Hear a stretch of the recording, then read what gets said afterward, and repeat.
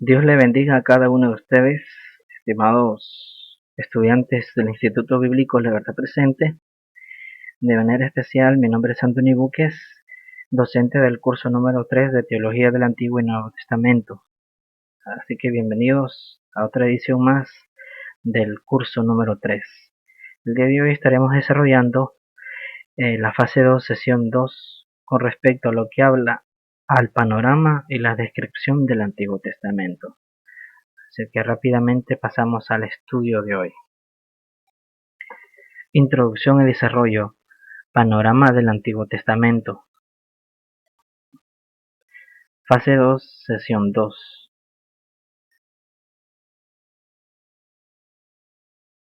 Nosotros tenemos como objetivo presentar informaciones generales respecto a la primera gran división de la Biblia, conocida como el Antiguo Testamento, tomando en cuenta los libros, las divisiones y las épocas para que el lector pueda tener en cuenta algunas características del Antiguo Testamento.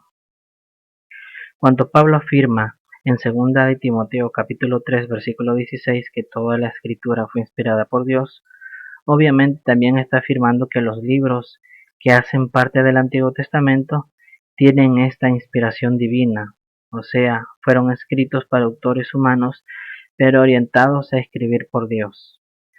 Importante entender que el Antiguo Testamento son las escrituras para el pueblo de Israel, y eran a partir de estos libros que Jesucristo predicaba y enseñaba cuando desarrolló su ministerio. De una forma general, el Antiguo Testamento es el registro escrito de Dios revelándose a la humanidad. Muestra a Dios como creador del universo y del ser humano, y como aquel que se interesa y ejecuta el plano de salvación, fundamentado por la fe en la palabra de Dios, y principalmente bosqueja la venida del Mesías, Redentor de la humanidad. La expresión Antiguo Testamento viene desde los primeros siglos del cristianismo. Así era identificada la escritura sagrada del pueblo de Israel. Los libros del Antiguo Testamento básicamente pueden ser clasificados en dos grandes tipos de géneros literarios, cuáles son la prosa y la poesía. En la prosa fueron escritos muchas de las narrativas históricas del Antiguo Testamento. En poesía fueron escritos los libros de sabiduría como lo son Salmo, Proverbio, Eclesiastés y Cantar de los Cantares. Sin perder de vista el hecho de que el Antiguo Testamento fue inspirado por Dios, es importante destacar que esta colección de libros fue escrita por diversos autores en distintas épocas y lugares. En algunos casos, como el caso de Jeremías, el profeta recibía el mensaje de Dios y dictaba muchos de los mensajes a escribas que se encargaban de registrar de forma fidedigna para transmitirlos a las nuevas generaciones. Es importante destacar que Dios actuó a fin de preservar el mensaje para su pueblo y también orientó para que fuera transmitido a las distintas generaciones, inclusive para que llegue a nuestros días. Por ese motivo, el Antiguo Testamento es la primera parte de la Biblia que se mantiene relevante hasta nuestros días como la palabra revelada por Dios a la humanidad. Los 39 libros que componen el Antiguo Testamento, más de los 27 del Nuevo Testamento, componen el canon, o sea, los libros que fueron de hecho inspirados por Dios. La inspiración es un hecho para el cual no hay explicación humana. En el año 90, después de la era cristiana, un concilio de rabinos se reunieron en Yamni para confirmar los libros que hacían parte del canon como una forma de discernir y separar los libros que de hecho eran inspirados por Dios y aquellos que habían sido escritos apenas por personas que no tenían intervención divina. Podemos ver en este cuadro la división, épocas y escritos de los escritores. Tenemos también el segundo cuadro, de la cual habla sobre los profetas mayores, quienes conforman profetas menores, el Pentateuco, etc. Una observación importante: el término profetas menores se refieren a la corta extensión de los libros en comparación con los profetas mayores, que son extensos. La expresión profetas menores no es motivo para disminuir la importancia y la relevancia de estos escritos, porque contienen de la misma forma la palabra de Dios. Principios básicos para la interpretación del Antiguo Testamento. La clave fundamental para comprender la palabra de Dios es el Espíritu Santo. Es el que guía toda la verdad. Pero para evitar interpretaciones erradas, es importante tomar en cuenta algunos principios de interpretación. En primer lugar, considerar el tipo de literatura, si es narrativa, parábola, analogía o instructiva. Proceder a determinar el contexto, o sea, cualquier palabra o idea debe ser comprendida dentro de su contexto para efectuar la interpretación correcta. En este sentido, es importante preguntar ¿cuál es el tema mayor del libro? ¿A qué eventos o situaciones se refiere? ¿Cuál es el contexto del capítulo? ¿En qué asunto está siendo tratado? ¿Cuál es el significado de los textos? ¿Qué están antes y después del texto abordado?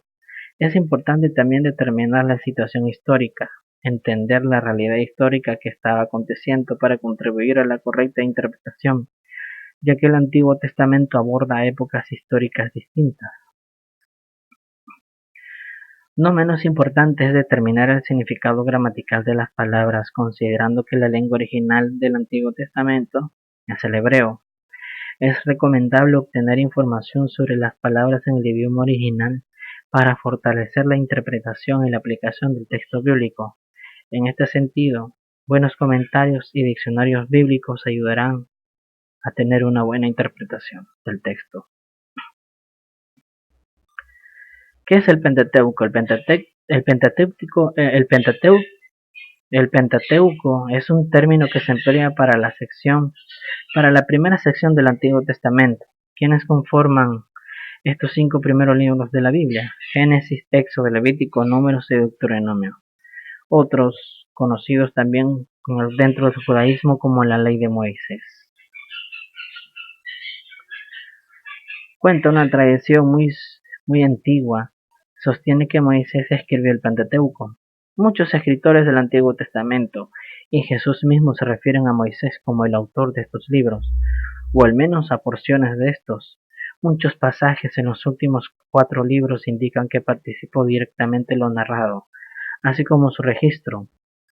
La historia de Génesis, por supuesto, ocurrió mucho antes de que Moisés naciera, pero dado su alto nivel de educación y la relación que mantenía con el autor divino, su paternidad literaria es ciertamente posible. Vamos a entender sobre el contenido del Antiguo Testamento. El primer libro comienza con la primera frase, en el principio, Dios. El libro de Génesis. Estas famosas palabras dan inicio a uno de los relatos más asombrosos de la historia de Dios y su pueblo. Génesis viene de la palabra griega para orígenes.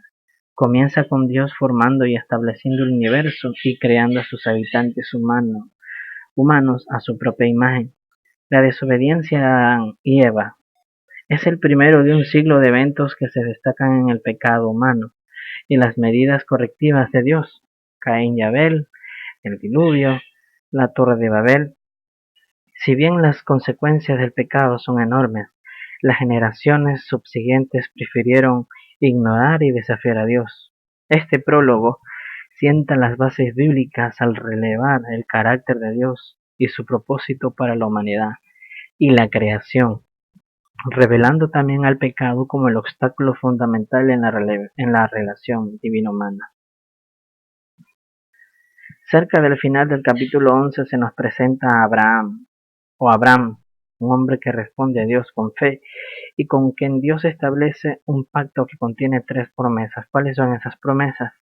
Le da a Abraham innumerables descendientes, le otorga a Abraham una tierra próspera, hace de Abraham y sus descendientes un medio de bendición para el mundo entero. Éxodo, deja ir a mi pueblo. La demanda de Moisés da el libro del Éxodo, que significa salida o partida, un tema clave. Habían varios cientos de años desde que los descendientes de Abraham se establecieron en Egipto. Su crecimiento exponencial preocupó a sus amos, quienes abusaron cruelmente de ellos y hasta ordenaron el infanticidio masculino. Aunque Moisés fue criado y educado en el palacio del faraón, Fue al exilio antes de aceptar a regañadientes sacar a su pueblo de la esclavitud. Cuando Moisés intentó persuadir al faraón de que libertara a los israelitas, la resistencia del gobernante le ofreció a Dios una oportunidad una tras otra para demostrar su poder, culminando en la Pascua, en aquellos que se negaron a seguir sus mandatos específicos perdieron un hijo primogénito. El cordero del sacrificio de la Pascua simbolizaba la obra expiatoria posterior de Cristo y el papel de la fe en la salvación final. Las primeras experiencias de Israel como pueblo libre son relativamente desagradables. Cuando llegan al monte Sinaí, Dios inicia otro pacto, esta vez no con un hombre, sino con una nación en ciernes. La piedra angular del pacto es el Decálogo, los 10 mandamientos, cuyos primeros 5 mandamientos encausan la relación personal de la persona con Dios. Los últimos 5 tratan las relaciones hacia las personas. De estos mandamientos, Torah o instrucción, fluye una docena de capítulos de ley causística, casos específicos en los que los principios de la ley del pacto se aplican a la vida.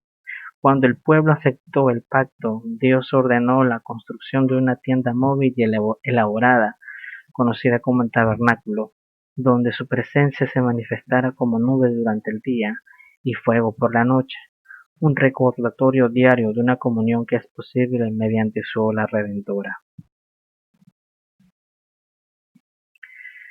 Podemos también ver de que, aunque los estudiosos difieren en enfoque para comprender el libro de Levítico, podemos considerar que los primeros 17 capítulos se refieren básicamente a los israelitas, cómo debían adorar a Dios, como también las ofrendas quemadas, los cereales de paz por el pecado y la culpa.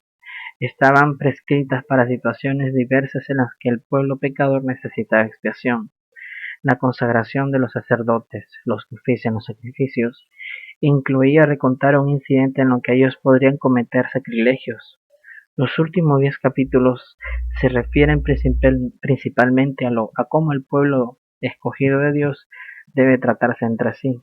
Entre estas leyes están las que regulan las relaciones sexuales, los asuntos de la vida cotidiana, el manejo de los delitos graves, el trato hacia los pobres y los extranjeros, guardar los votos y entregar las ofrendas. Números.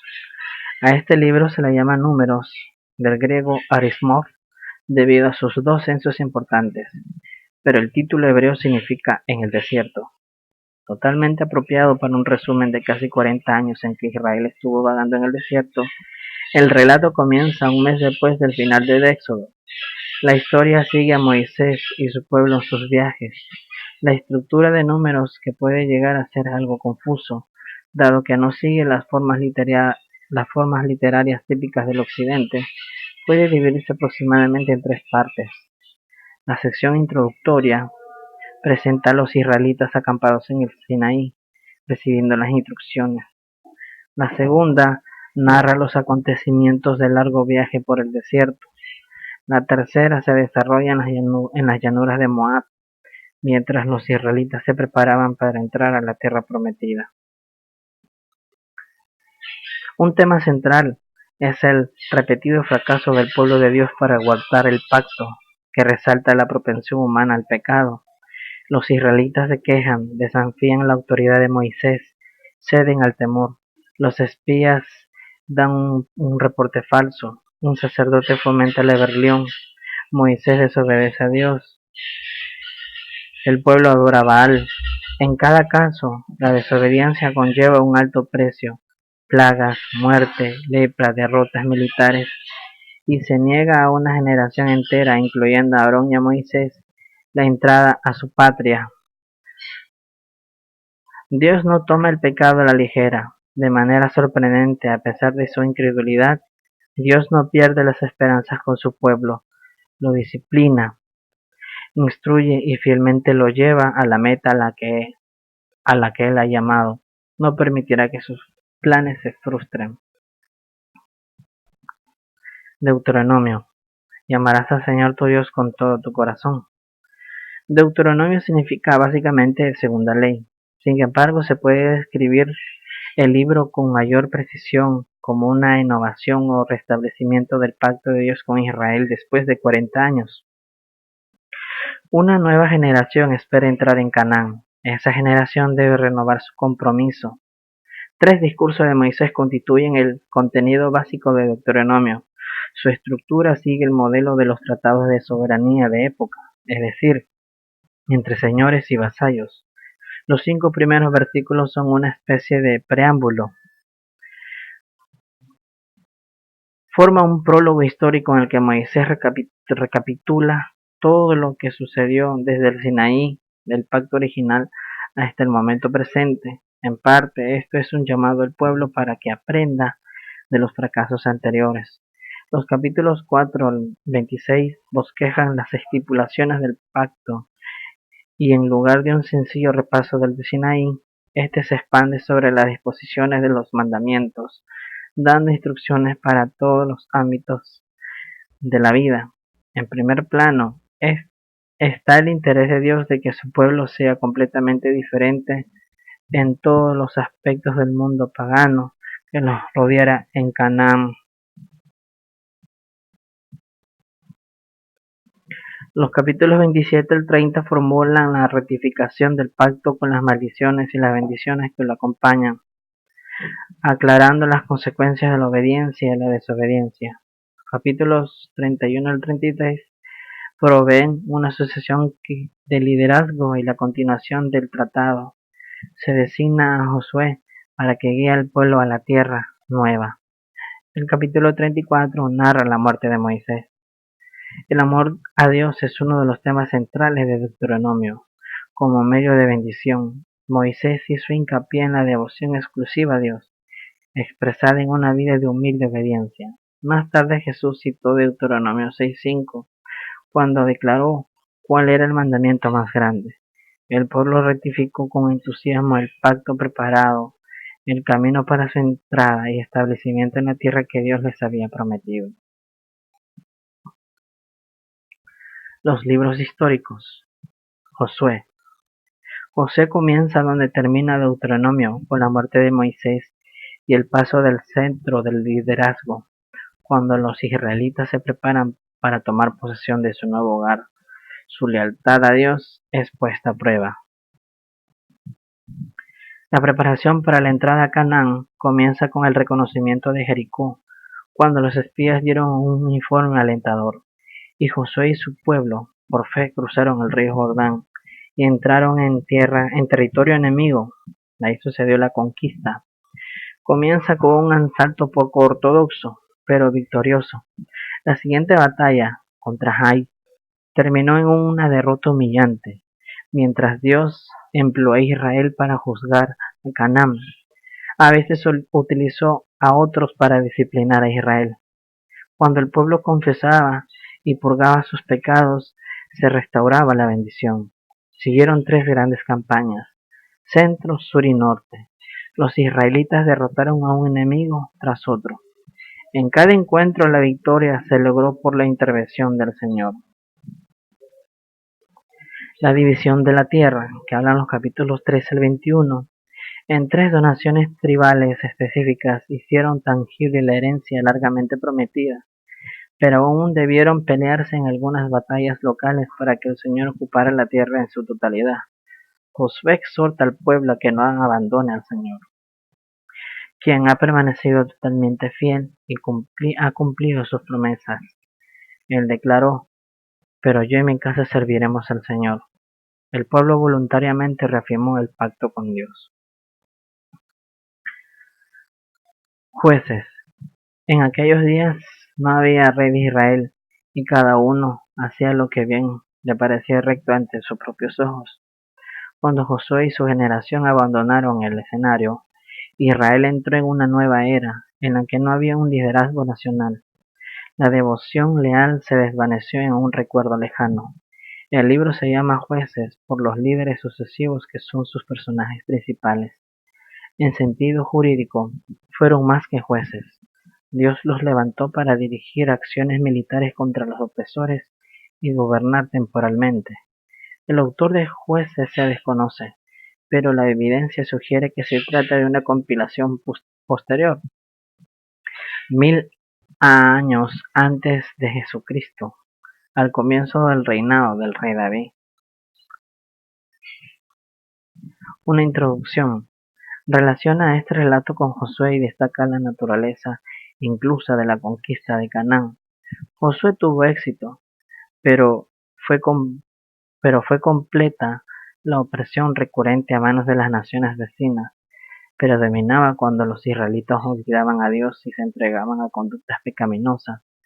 Eran derrotados y sometidos, para luego ser rescatados por un juez. Dios elevaba Dios elevaba el liderazgo. Se mencionan 12 jueces, incluyendo a Débora, Gedeón y Sansón, y el patrón es prácticamente el mismo en cada ocasión. Si bien los jueces eran divinamente designados para un propósito específico, algunos no tuvieron un carácter ejemplar. La corrupción finalmente termina en colapso, y no se puede culpar a ninguna fuerza externa. Este segmento preocupante de la historia de Israel incluye una burda idolatría, libertinaje, anarquía, violencia y guerra civil, la inestable nación iba velozmente sin rumbo. La falta de compromiso moral y espiritual le impidió ocupar completamente la tierra que Dios les había prometido. Sin embargo, la paciencia de Dios aún es evidente al escuchar y contestar los clamores sinceros pidiendo liberación. El libro de Ruth. Como los sucesos registrados en Ruth ocurrieron durante el periodo de los jueces, el canon cristiano lo coloca después del libro de jueces. En el canon judío, Ruth forma parte de los escritos, junto con salmos, proverbios, cantares, etc. No sabemos quién escribió Ruth, pero muchos suponen que fue escrito durante el reinado de David, porque incluye su analogía. Noemí y su familia se mudaron a Moab, debido a una hambruna que azotó a Israel. Una vez ahí, los hijos de ella se casaron, murió su marido y luego los hijos fallecen.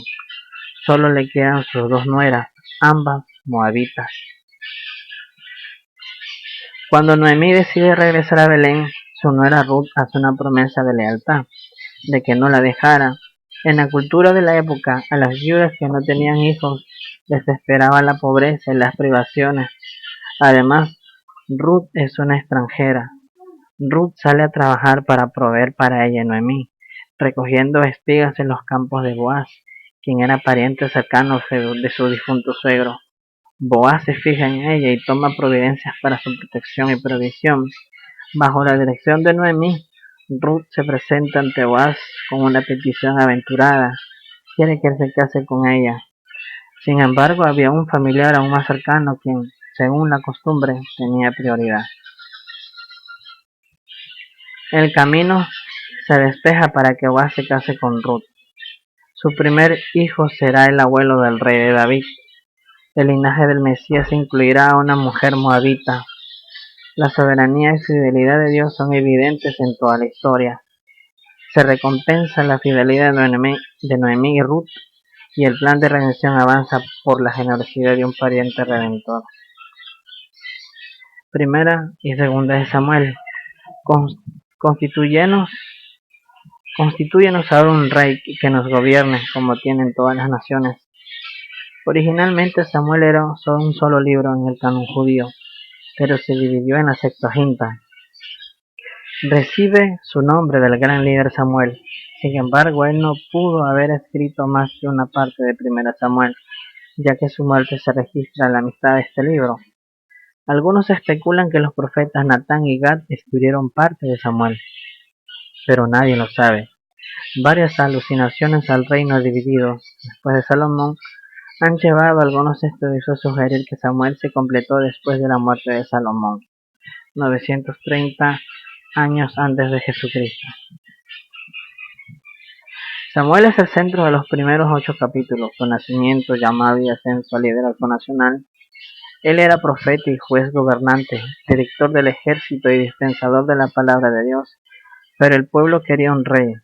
Como las naciones circunvecinas, Dios cede y da instrucciones a Samuel para que unja a un rey. El resto de 1 Samuel se refiere al reinado de Saúl, y el establecimiento de la monarquía. Por desgracia, Saúl no está a la altura de su potencial y Dios lo rechaza por su repetida desobediencia. Samuel unge entonces a David como sucesor.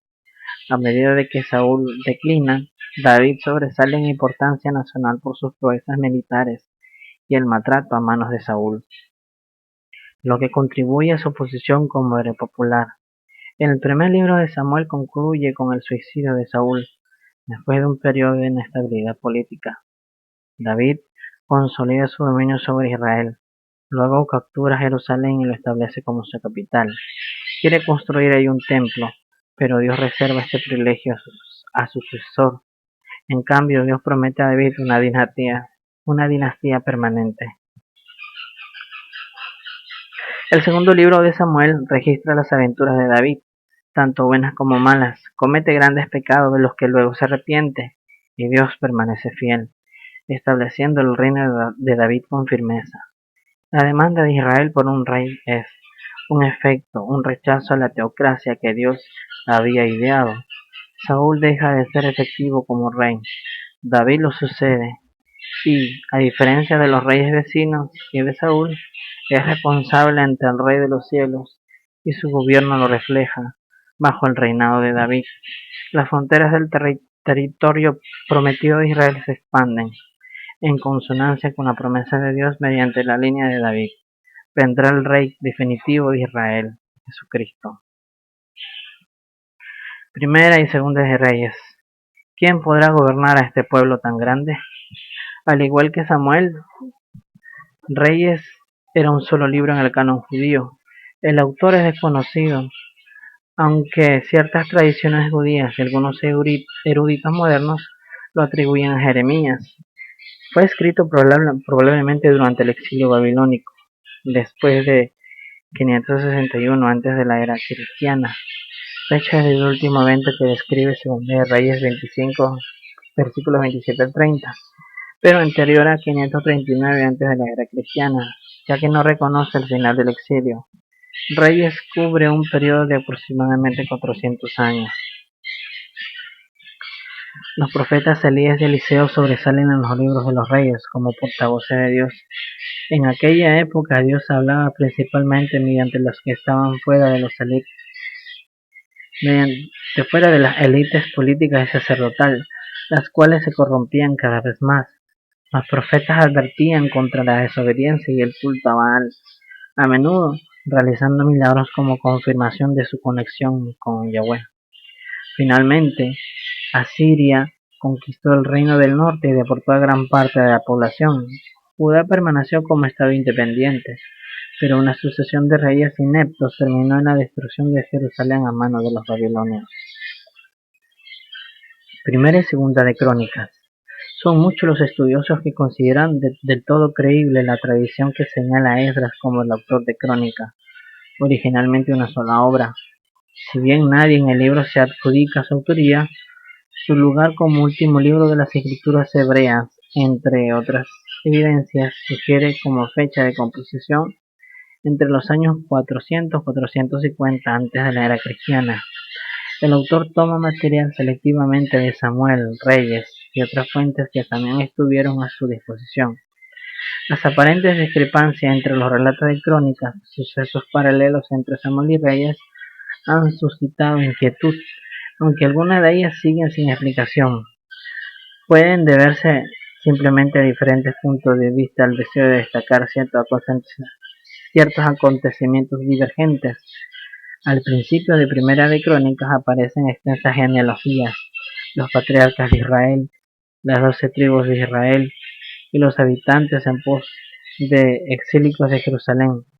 Se hace un recuento del reino de David, con especial énfasis en el pacto con Dios y los amplios preparativos para la construcción del templo. El registro del Nado Salomón se centra en la construcción del templo, añadiendo algunos detalles de su fama y riquezas. Los temas restantes son los subsiguientes reyes de Judá. Con algunos, Judá floreció y bajo otros la nación decayó. Todo dependía de que el rey siguiera o no los caminos de Dios. El libro termina con la cautividad de Judá, Pero incluso en esta grave situación, en los versículos finales resuena una nota de esperanza por la restauración de Jerusalén y el templo. Esdras y Nehemías. En las escrituras hebreas, así como en la Septuaginta, Esdras y Nehemías aparecen como un solo libro que relata los esfuerzos de reconstrucción de los judíos que regresaban de Persia a Jerusalén. Algunos estudiosos creen que estos libros se compilaron tardíamente, como en 300. Hay varias fuentes que son evidentes, por ejemplo, documentos arameos citados en Esdras, pero las memorias personales de Esdras y Nehemías proporcionan la mayor parte del texto. La primera expedición para reconstruir el templo, autorizada en 538 por Ciro, rey de Persia, fue dirigida por Zorobabel y otros debido a diversos obstáculos. La tarea no se completó hasta el 516. El templo ciertamente se restauró, pero los constructores no pudieron duplicar su antiguo esplendor. Una segunda expedición en 458, conducido por Esdras, un descendiente de Aarón y escriba, maestro de la Torá, encuentra a los judíos de la zona en peligro de perder su identidad religiosa y cultural singular debido a los matrimonios con personas de culturas paganas. Para preservar su integridad como pueblo de Dios, Esdras hace un llamado al arrepentimiento y a una vida de obediencia y pureza.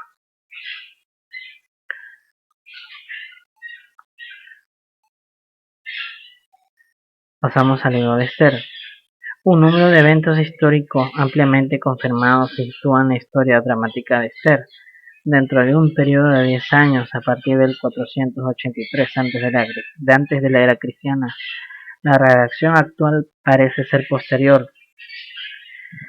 El autor es desconocido, aunque algunos han especulado que Mardoqueo, pariente de Esther y un funcionario de la corte, puede haber registrado los hechos. Sabemos que Esther fue una hermosa joven judía, elegida para reemplazar a la reina depuesta de Jerjes, después de un proceso arduo, largo y competido. Esther no le reveló a Jerjes su identidad judía. Cuando su pariente y ex-tutor Mardoqueo le avisó de una conspiración para matar al rey, ella advirtió a su esposo y el complot se frustró. Más tarde, cuando Mardoqueo se niega a inclinarse ante Amán, el primer ministro, este urde no solo la muerte de Mardoqueo, sino la del pueblo judío. A su riesgo de su propia vida, Esther busca la ayuda del rey. Jerjes remedia la situación, ejecuta a Amán y traspasa sus propiedades a Mardoqueo.